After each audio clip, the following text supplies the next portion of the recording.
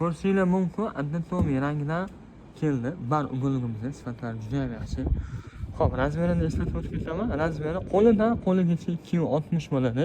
Ichki o'tiradigan joyi 230 bo'ladi. Materiallarga bitta e'tibor beringlar. Sifatlari juda ham yaxshi. Moishi material, ya'ni nabuk Xitoy bo'ladi. Mexanizmli bo'ladi. Mana bitta ko'rsatib ko'rsatib bo'ladi.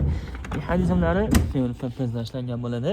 Sifatlariga albatta kafolat yarataveraman. EBO tarafida ko'rsatib bo'ladi. Sandiq qilib ishlatsanglar bo'ladi. Og'ir yuklarni bemalol solib qo'ysanglar bo'ladi. 70 kilogacha bemalol ko'taradi. Xo'p, tarafini o'zgartirsa bo'ladimi? Ko'pchilik savol beradi. Ha, albatta, mana shu tarafini bu yoqqa o'tkazsanglar ham bo'ladi. Burchak tanlamaydi, xudo xolasa. Xo'p, qo'lidan qo'ligacha 260, ichi 230, kravatni ochilganda 1.55, 1.60 sm ochiladi. Xo'p, komplektida shu 3 ta podushkasi o'zi bilan bo'ladi.